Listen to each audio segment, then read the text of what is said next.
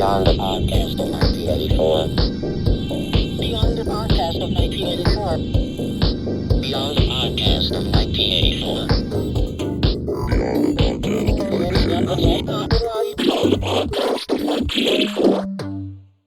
1984. Holy smoke. Here we are again with another episode of Beyond the Podcast of 1984. And last episode, I spent a lot of time kind of probably very monotone. That's me, you know. Anyhow, no more whining. Let's get to the point. I was talking a lot about, you know, earlier, like noise, homemade bedroom, grind noise, whatever bands. And I feel kind of bad. I should have done what I've been planning since the very beginning of the show, was doing research on stuff that I'm going to talk about. I mean, even if it's stuff that I know about. Anyhow, if you listen to the last episode, I was naming a whole bunch of like underground, if you want to use the word luminaries, but a lot of people I knew, I know, some still, you know, a lot of them just disappeared. But anyhow, you know, some other very important people in the underground, and not all of them did, you know, noise and grind noise, and, you know what I'm talking about, just making a big racket. Some of them are like writers and artists. But I did want to mention, before I move on to this episode, I definitely wanted to mention Steve Eggs again, because not only, you know, of course, Pile of Eggs, but he did, I don't know if he's still doing it because I haven't heard him say anything about it. But he did a really cool label called Egg Scab Radio. And it was basically, you know, all the stuff that he put out, you know, tons of stuff. And I think he's still, pretty sure he's got all those tapes and stuff still, which is cool. But no, he put out a lot of stuff like Pile of Eggs, and then his own kind of Zone Out project, which was pretty cool, called 3.2. And then he and I did a project, which I'm really proud of. I'm still trying to get it on the CD. It was called PU. We did a 90-minute tape, which was really crazy fun stuff. And some of it was kind of Zone Out, kind of space music. And then he put out a tape by Eyoy, which was this really big guy named Jamie, who was really cool. But, you know, you got that. And then you had Gary Ransford, who back then called himself Gary Yucky. And he did a really horrible project. I think it was on purpose. It was total crap. Obitadictum. He used to call it Obitadictum.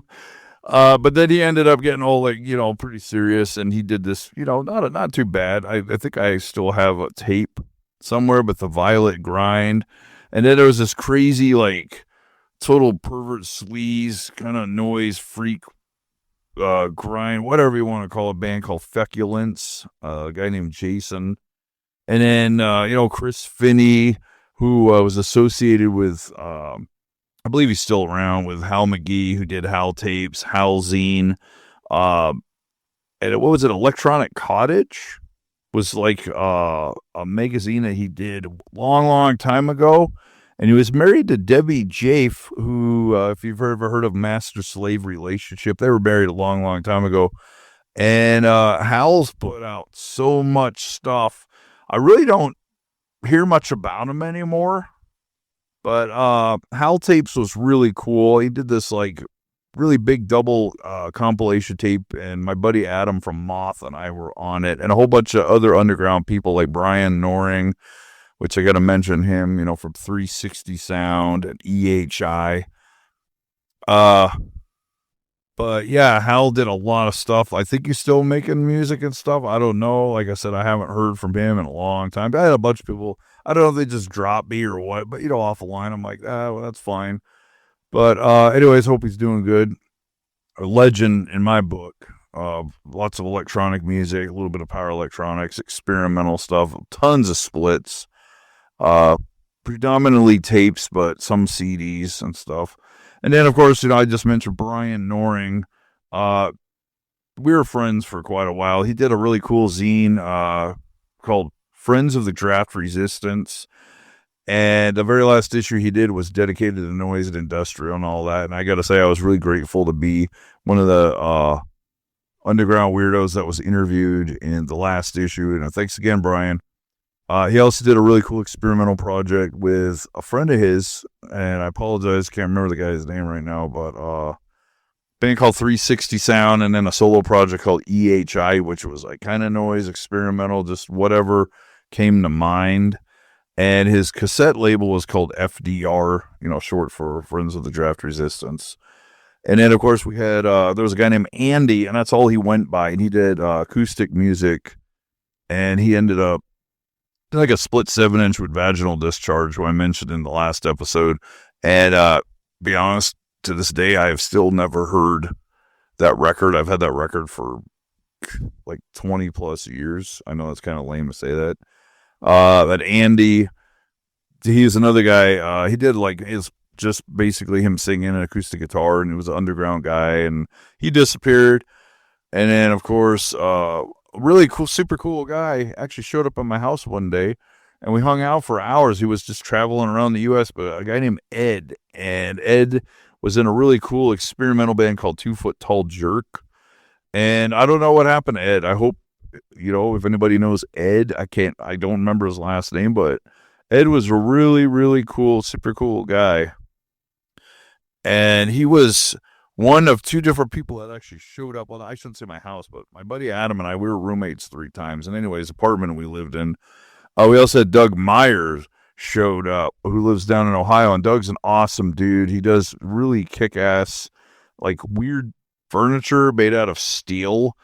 And he's just a really super sweet dude. But him and Ed are very cool guys. I don't know what happened to Ed. I hope he's doing good. But Doug, I love you, man. I still talk to Doug once in a while. He seems like he's doing pretty good with his family. He's still making this crazy, this art.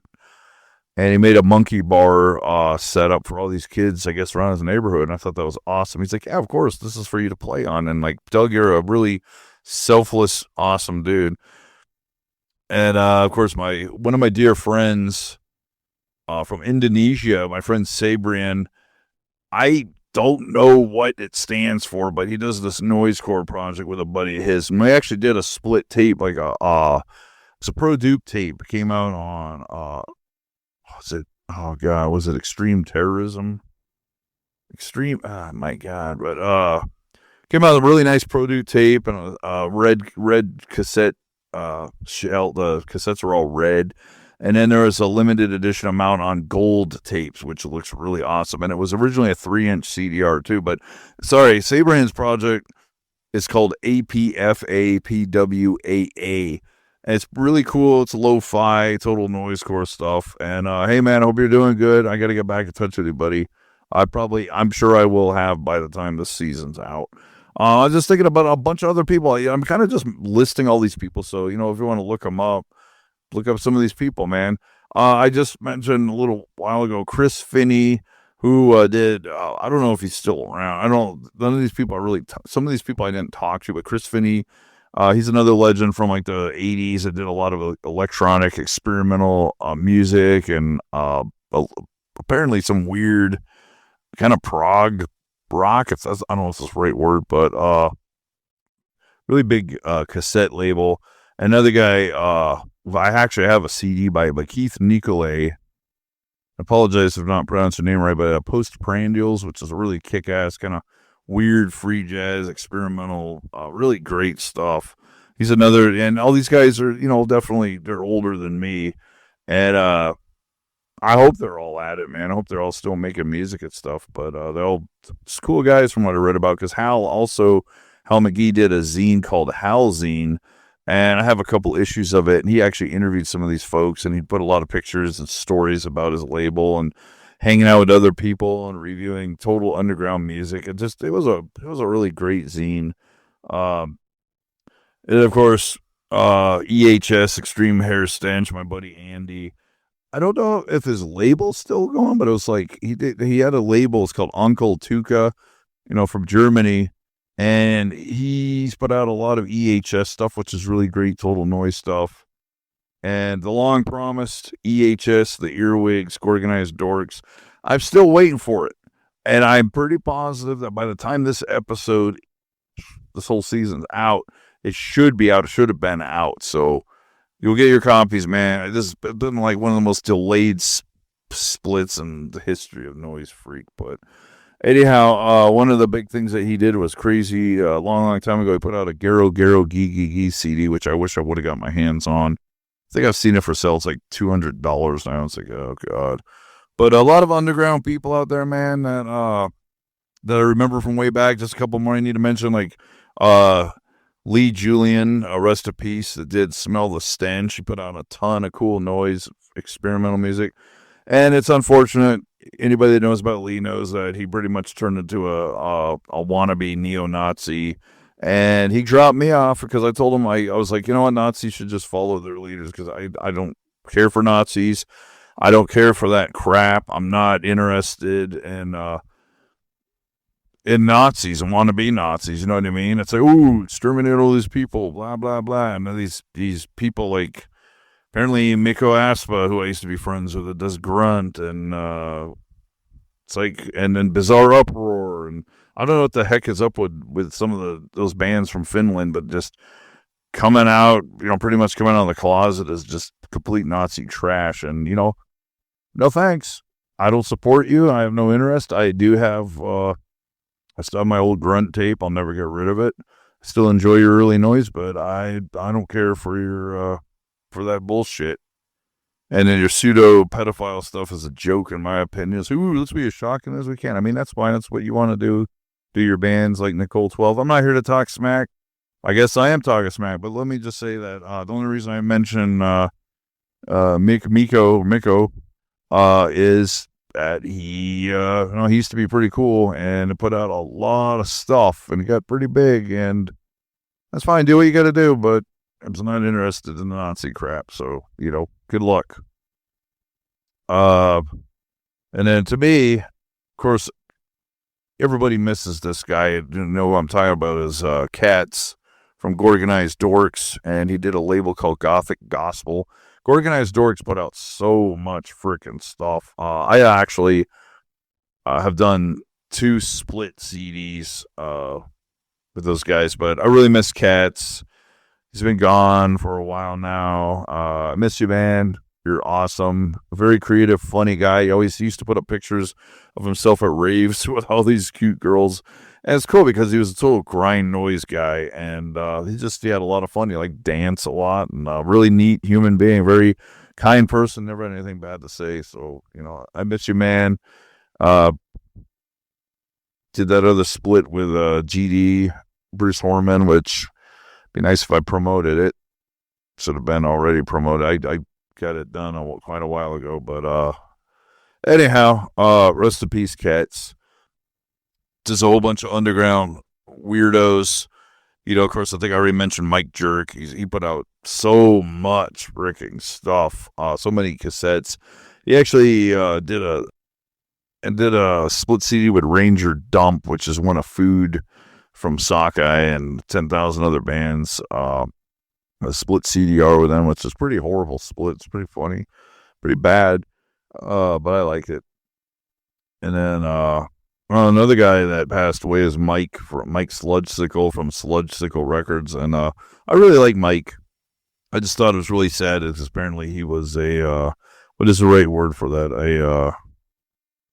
It's like, what do you call it? Somebody is a you're constantly high, but I can't even think of the right word now, man. Should have looked it up. It's a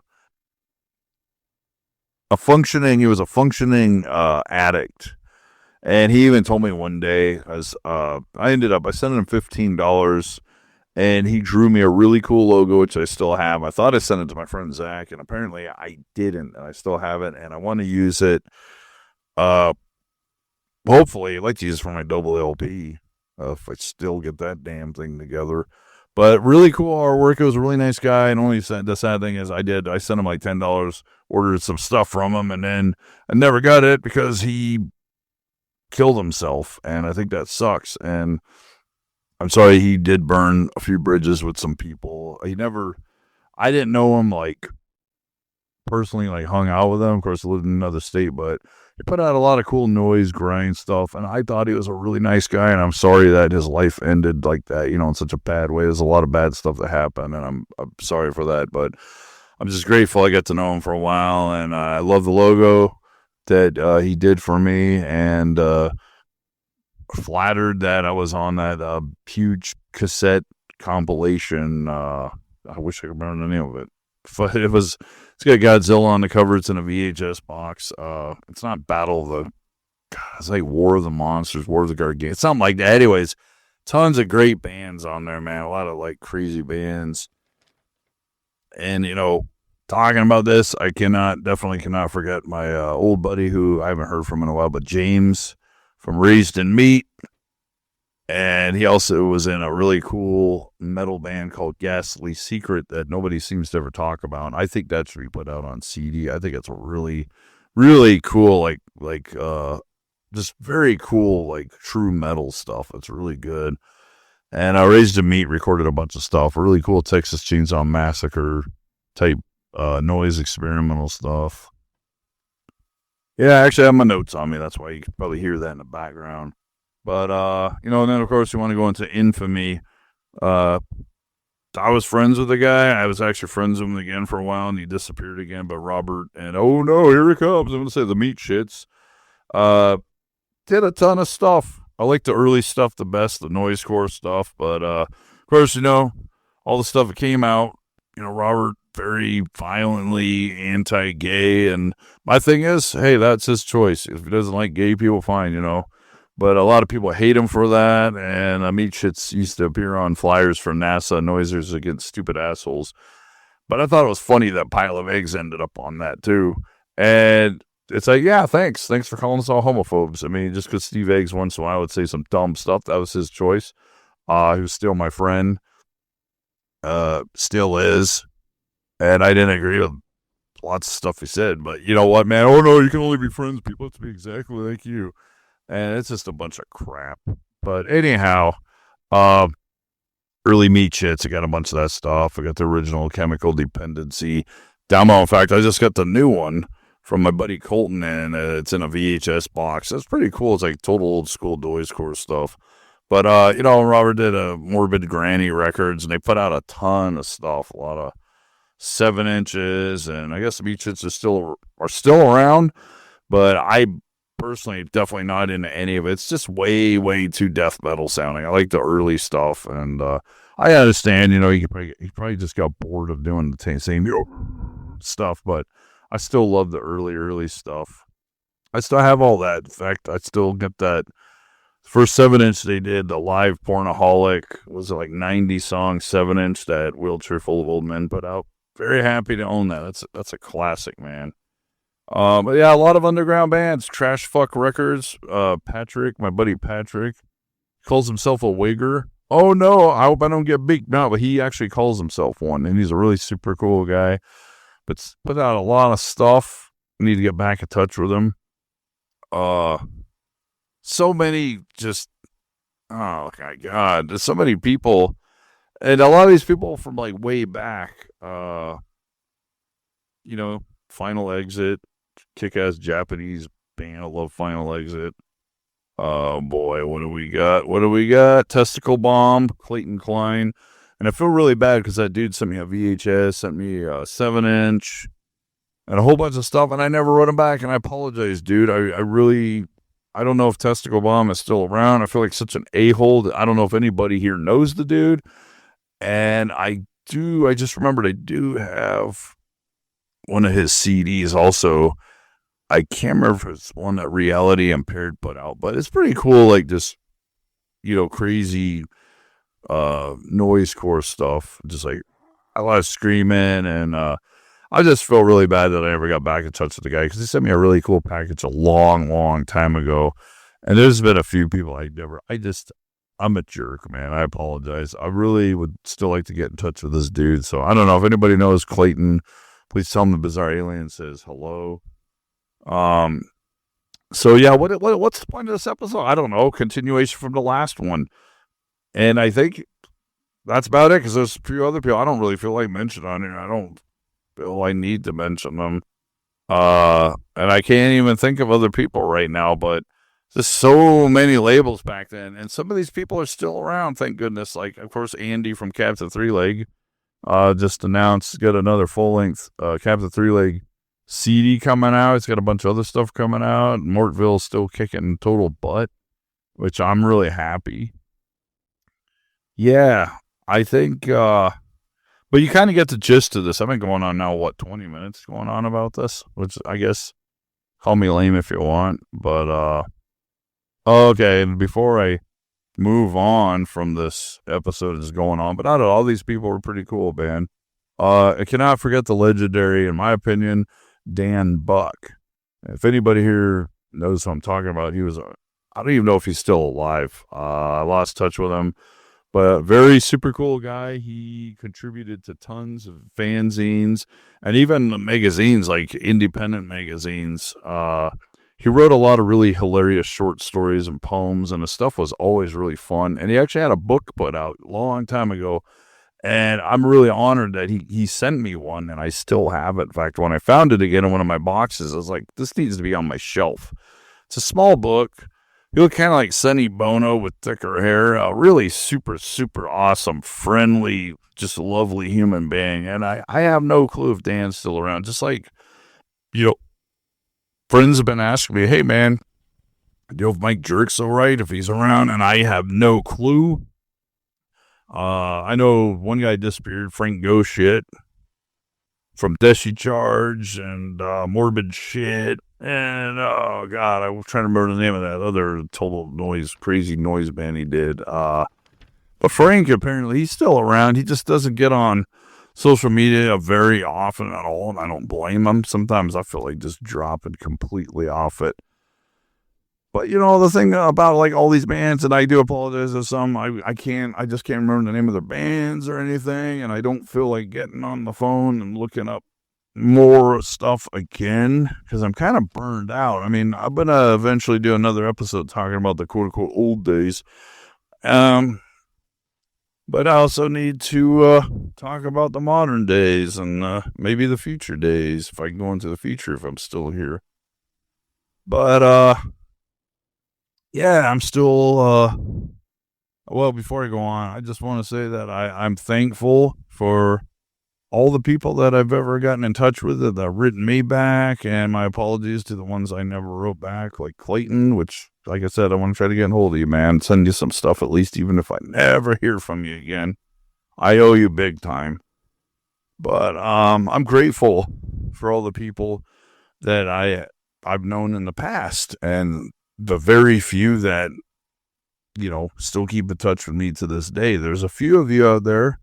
I mean, shoot, I cannot, for the life of me, forget to mention my brother Diablo, Joseph Melendez Jr., because that dude he's been very prolific, doing his fanzine way back, Neither World, then ended up as a public access show, and then, of course, anybody that knows him knows he was also, he did other stuff on public access, was an Insane Domain Productions. They did that really cool lo-fi movie, which was really well done, The Protector. Then they did Entertain or Die, which was fun. And then the very hilarious Entertain or Die. Kill him. Really good stuff. And then, of course, Neither World came back as on YouTube. And recently, it's going to be old news by the time this is out, but Neither World got kind of screwed over by YouTube. They had to cut some of the clips he put on, which is a bunch of crap. Said, you violated all this. I'm like, what are you talking about? He didn't even put anything offensive, you butt plugs. So I had to call him Prude Tube. I don't know if you're ever going to see anything by me on there, because I've known of a few people, though. They've done shows, put them up on YouTube, and all of a sudden YouTube takes it all down, and they never get their stuff back. And this is stuff people worked on for hours. I think that's a load of crap. So if you're going to do stuff on there, make sure you have copies of your own stuff. So, because if it disappears on YouTube, that's it.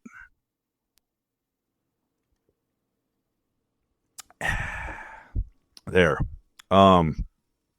Anyways, I'm glad to see Diablo coming back. The new episode was really cool. It's talking a lot about horror, just like the old days, man. Talking about horror films. Hey, man, you shouldn't apologize. You put up those episodes where you're just talking about the stuff going on in your life, a lot of bad stuff. But, it's good to get that out. We all love you. We care about you, brother. And you're one of my best friends, so, you got to do what you got to do, man. And I'm looking forward to seeing new episodes. Still hope to be a part of the old NW crew because I would love to, do some movie reviews and crap and just, do what I do best, or sort of, kind of. Anyhow, so here we are in the middle of the summer. It's been pretty warm lately. I got to thank a friend of mine for giving me a swamp cooler. Been turning that on a lot at my house. Trying to keep cool. I haven't been super cold, not cold freezing, but, keep it semi-cool. Sleeping weird lately, but I think it's the heat. And, but yeah, I've been going to 4,000 Holes a lot and picking up a bunch of CDs, trading in stuff too, pardon me, getting credit. So, yeah.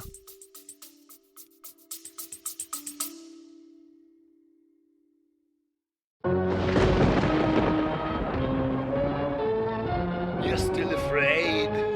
Stop it now! I mean it! He's coming to get you, Barbara. Stop it! You're ignorant! He's coming for you, Barbara. Stop it! You're acting like a He's child! coming for you. Look, here he comes. Now he'll hear Here he you! comes now. I'm getting out of here, PCA.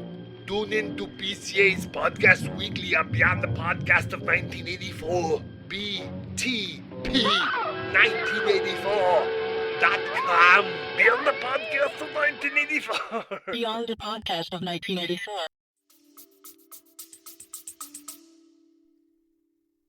Ouch, my leg is really hurting today. And my neck, too. Oh, my God. So, yeah, this is, you're listening to episode 13 of Beyond the Podcast of 1984. And I gotta tell you, if you're riding your bike on a Friday, be very careful. It seems like every Friday you get these wannabe Fast and the Furious morons. You could, hear them outside roaring down the street, and their motorcycles and their cars are a bunch of morons. It's like, Jesus. But, yeah, I don't know how many more episodes are gonna be in this season. And, I also, you notice on the show, I don't have any, music playing in the background. Listen to some podcasts, you're like, do. Talking about, what's going on in the world of sports and, entertainment and weather and rumors and innuendos. Like, it's not what my show's about. Politics. No thanks. I have my opinion on politics, and I'll tell you what. I don't know, I'm sure people would call me I definitely wouldn't call myself. I'm not liberal. I'm not conservative. I'm not Republican, and I'm not a Democrat. I'm just a person that has my own opinions. But let me just state that my show here is talking about stuff that I like, things I've done, and of course, blabbing about the past and a little bit of the present. And I feel like I'm doing a comedy show again. I remember times when I was doing stand-up for a little while, I would write notes, try to make plans like, oh man, I'm so pumped, I'm ready to just get up there and make people laugh. And you know what's funny? I would forget my notes, or I'd clam up and I'd screw up. And I gotta tell you, doing stand-up was kind of fun, but it was terrifying, and I don't really miss it. Although I'm being kind of an oxymoron, because recently I was like, man, I've been saying this a lot to people. I make jokes, so I'm like, man, I really miss doing comedy. The funny thing is, I miss it, but then when I think about actually doing it, I'm like, I don't think I really want to. Because the very last time that I did a show, I was trying to be funny. I was wearing a skeleton mask, and I was sitting in a chair like it was a talk show. And of course, people were leaving. Nobody was really laughing. I was, making dumb jokes. And I was like, I'm done. I did my 5 minutes. I go, yep, I'm done. I quit. And a few weeks later, I was like, man, I want to get back and do it again. I was so pumped. And then boom, COVID. Yay. And I can't believe somebody was just telling me recently, it's been like 5 years. And I go, 5 years. I mean, that's been something that's been going on like crazy lately. Is even a friend of mine just said that the other night. It's like, time is, before you know it's going to be winter. And I'm like, oh, I don't even want to think about that. I don't mind winter, but I get tired of all the snow and the wet and trying to ride through it and freezing. But time is going by way too fast, man. It kind of scares me. I mean, I turned 53 on June 18th of this year, and kind of freaks me out because I'm thinking, what have I done? I've done stuff, don't get me wrong, but I don't know, I haven't done much. Just like I keep blabbing and whining about lately in some of the episodes that, oh man, I'm just, I don't know what's going on. I can't concentrate. Well, I can't. I actually have a difficult time, but I've been really trying. But anyhow, I'll say this again. I just don't want to be lying in a hospital, dying, regretting that I didn't do as much as I'd like to. So I'm trying. I've always got ideas and plans, and I usually follow through with them, even if it takes me a while.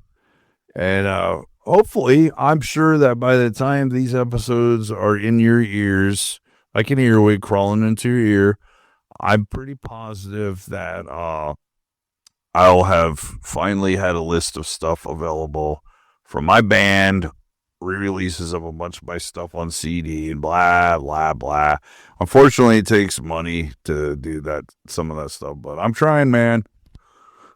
I'm really, really, really, really trying. I gotta quit yawning, too. I've been doing that quite a bit on the show.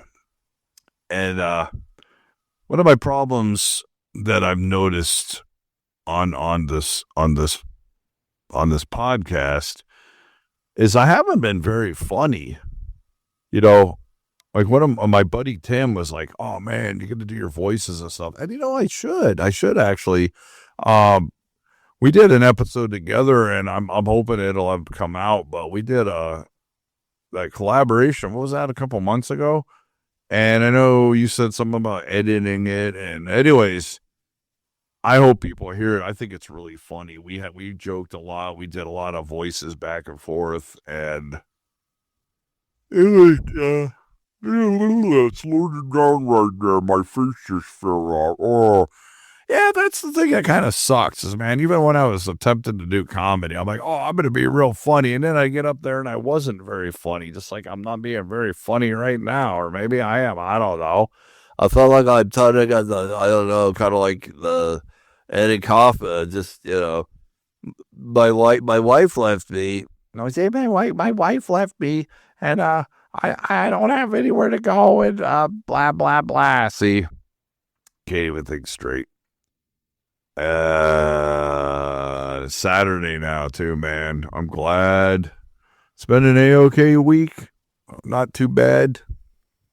Like I said, I've been going record store a lot. Need to lay off, but Bob and Sean, you guys are awesome. Love you guys.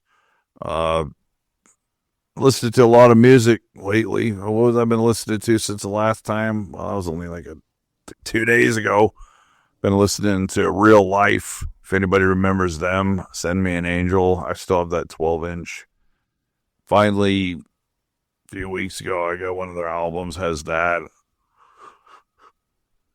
What's that song, Catch Me, I'm Falling? It's funny because I have that 45 too. I got that a long time ago. But, I was listening to a bunch of Beck for a while, and the guy's like, oh, yeah, yeah, I like his album from 1969. I was like, what? I said, oh, no, I'm not talking about, he goes, oh, Jeff Beck? And I said, oh, no, I got nothing against Jeff Beck. I'm talking about Beck, just the guy just calls himself Beck. Steve threw up. The guy's like, who? Which is ironic because the guy is obviously younger than me, but that's fine. Cool. Nice guy.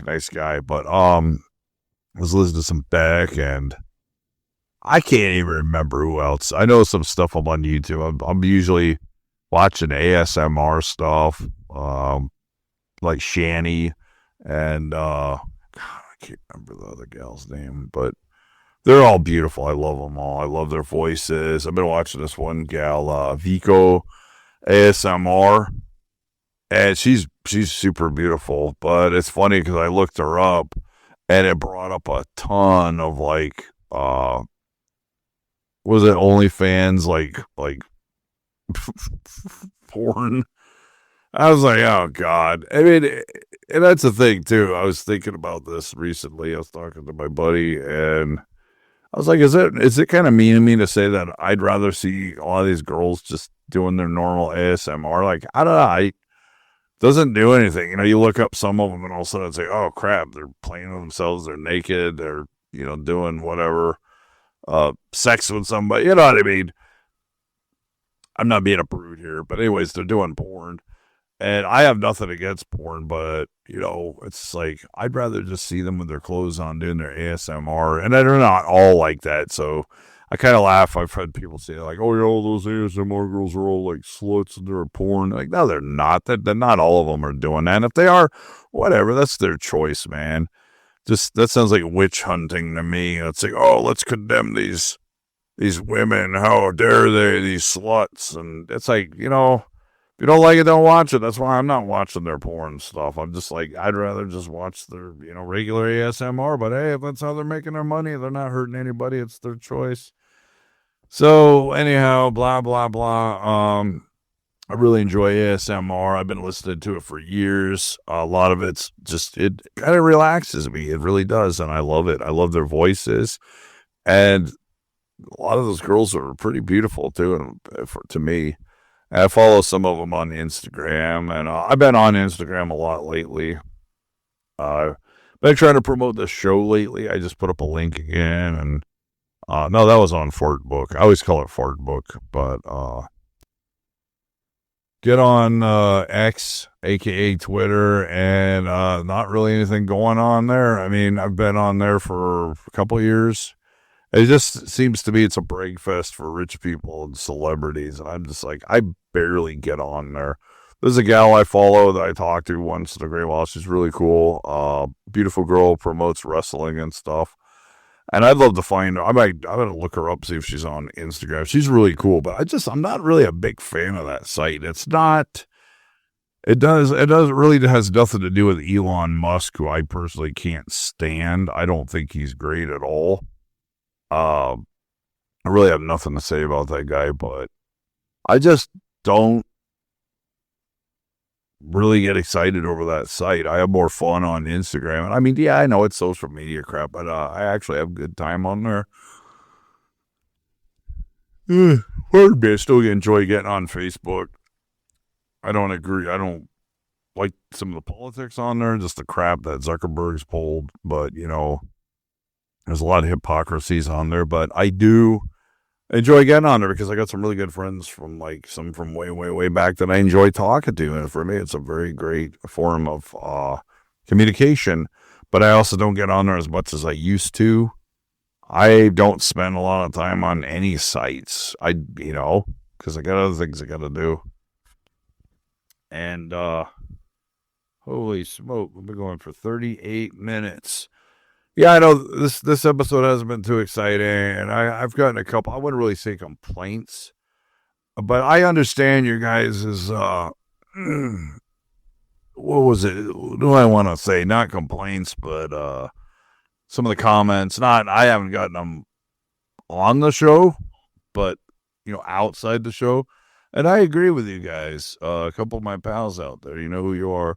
But they're like, yeah, I like your show, but man, sometimes you start talking about something and then you kind of lose focus there. Yeah, I have a bad habit of doing that. I do that in real life too. And it's just something I'm trying to work on, man. I'm trying to focus. I think I've done okay on this episode. I mean, I started out kind of, part 2 of talking about underground bands and stuff. And like I said, there's going to be more of that down the road. Maybe less. I don't know. I thought it was okay. You get an idea. There's plenty more where that came from, but yeah, I have a hard time. I really do, and I've noticed that it's been really bad the last few years. It's gotten worse, but I have a hard time concentrating, and it's been one of my downfalls in life. Concentrating and just focusing has been really difficult. I've thought about looking into it, but I really don't want to take medication. I already take 12 pills a day for all my other crap, so I really don't want to take more pills. I even got pills for the problems downstairs, and you know what? Oh, you can take up to 3 of those, but you don't want to go beyond that. I don't know. We'll see. Might give them a shot. It's not even embarrassing now. I don't really care. If I was doing comedy again, if I was up on a stage, which I disagree that you don't have to get up on a stage to do comedy. I could do comedy right now if I want to. But anyways, yeah, the problem's downstairs. You're not talking about. I'm not talking about the plumbing part. I'm talking about the around the corner. Of course, back around the corner is where the fudge is made, but the front door with the garden hose, it's not working. Hasn't been working for about 2 years now. And the doctors gave me these pills, and I talked to them, and I thought, I'm going to get this problem solved, and apparently not, and it sucks.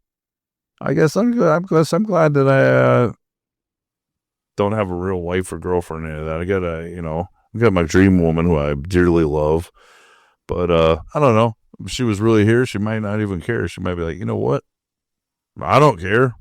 I'm not really into doing the deed anyhow. And I'd be like, that's all right. So I guess we're going to end this episode. Yeah, this has been episode 13 of the Beyond the Podcast of 1984, and we delved into the world of problems with the garden hose, and we talked about a bunch of bands and some labels and some people that are all cool, mostly cool. Actually, yeah, all cool. And I guess that's about it for this. A few more episodes coming up. One I have promised for so long is coming up. It will be in this freaking season, and you will know it when you hear it, because it's going to be damn special. Damn special. So, anywho, thank you for listening to my show. And before I forget, you know what? If you donate some money, you can get some really cool buttons. So you should, because come on, man. Tim made them. They're really cool. They're professional. Got art from the every episode. You notice there's like, if you listen to the show, get art. I do art or take pictures, and Tim manipulates them a little bit. It looks really cool. And Tim does a great job, and I just want to thank you again, man. Thanks, Tim. I love you, brother. Thanks for being one of my oldest friends in the world. So, yeah, more episodes coming up. Could be any day now. Of course, when you folks hear this, you could be listening to one right after this. But, of course, I haven't done it yet, so it's almost like I'm time traveling. Brah. So, anyhow, get ready for more crazy episodes, and probably do some more research so that I can kind of get to the point, because I'm rambling now, because I was born a rambling mutant. Okay, so till next time, stay sick, take care. Don't forget to change your underwear. Keep the filth, because the faith may let you down, but the filth will always stay with you, and you can stink up the world. All right, BCA out. Later. Beyond the podcast of 1984. Beyond the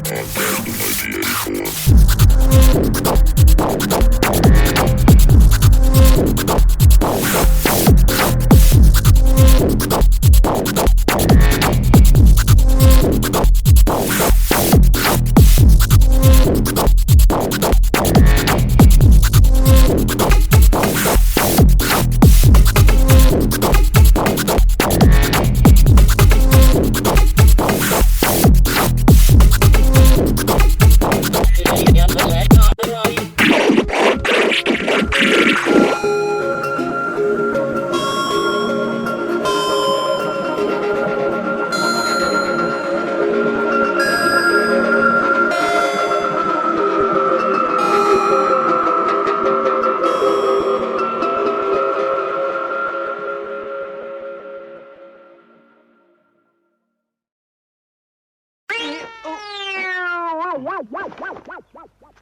What is this?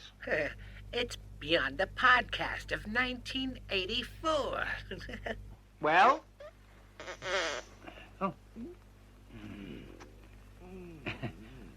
It's just BCA. Better not be.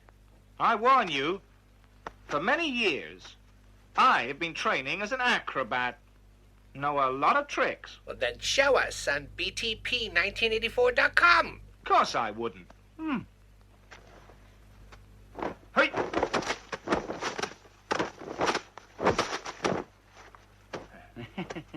Well.